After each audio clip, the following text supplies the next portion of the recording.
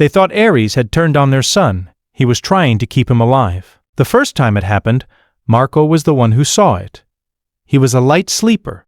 Had been since Theo arrived some new parental circuitry that activated the moment the baby monitor flickered. Aries was not in the bedroom at 2:11 a.m. on a Tuesday in November. Marco noticed the absence before he was fully awake. He found the German Shepherd in the doorway of Theo's room, positioned low, head forward, pressed through the gap the way dogs do when they are trying to minimize their profile. Not entering. Monitoring. Marco said his name softly. Aries turned, looked at him once, turned back toward the room. Marco went to the crib. Theo was asleep. His color was fine. His breathing was even. Everything was fine. He picked the dog up by the collar, walked him back to the bedroom, and told his wife Celia what he had found. She said, "He probably just heard something." 3 nights later it happened again, this time with noise. Not barking. Something lower. A sustained whine that built in register, rhythmic, coming from down the hall. Celia was the one who got up.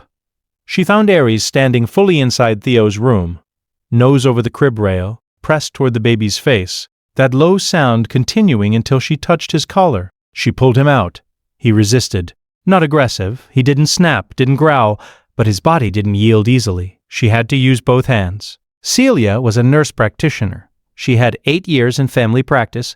She had read clinical documentation about large dogs and infant safety. She knew the parameters. She stood in the hallway with her hand on Aries' collar and thought about the weight of a German Shepherd's jaw, and about Theo's small face, and about the literature. She made a decision. The bedroom door would stay closed at night. Aries sat outside it. They could hear him shifting weight on the hardwood. At 3 a.m. he began scratching, once, twice, measured. Not frantic. A signal. Marco led him out to the yard and checked the locks and went back to bed. If you stay for stories about what animals sense before we do, you're in the right place. Subscribe so you don't miss the next one. On the 6th night, the scratching started at 1:47 a.m. and did not stop. Not scratching, impact, like the St. Bernard story, but lower. The sound of a 75-pound dog pressing his full body weight against a closed door. Celia was sitting up in bed before she was consciously aware of it. She opened the door. Aries was already moving. He went to Theo's room and she followed. Theo was in the crib with his face turned to the side, slightly pale in the nightlight, breathing in a pattern that was almost right. Almost. There was something slightly long in the exhale that landed wrong in Celia's clinical brain before the thought finished. She picked him up. He was limp in a way that had nothing to do with sleep. His lips had the wrong color. Her hands went to her phone before her mind made the conscious decision to call. The paramedics arrived in 9 minutes. Dr. Amara Johansson, pediatric emergency, saw them within 4 minutes of arrival. Theo's blood glucose was 31 milligrams per deciliter. Normal floor is 70. At 31, they were inside the window for seizure. Dr. Johansson looked at Celia, nurse to nurse, which Celia would think about later, and said, 11 minutes more and this is a different conversation entirely. Has your dog ever done something that made no sense until it was the only thing that made sense? Tell us in the comments.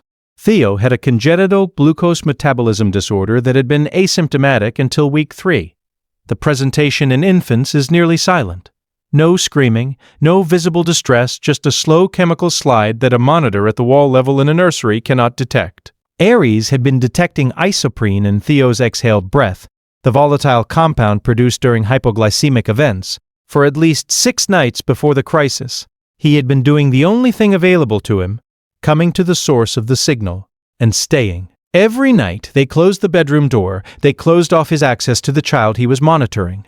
The night he broke through, Theo had 11 minutes. They drove home the next morning. Theo in his car seat, small and stable, the new glucose monitor on his arm blinking green. Aries was at the door. He walked to the carrier and pressed his nose toward Theo's face and held it there. One long exhale.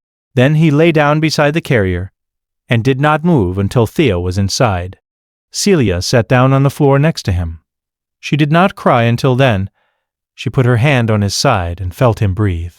Every guardian deserves to be recognized, even the ones who never asked for anything in return. If these stories matter to you, subscribe so you never miss the next one. Aries still sleeps in the hallway outside Theo's door. Every night. Nobody asked him to.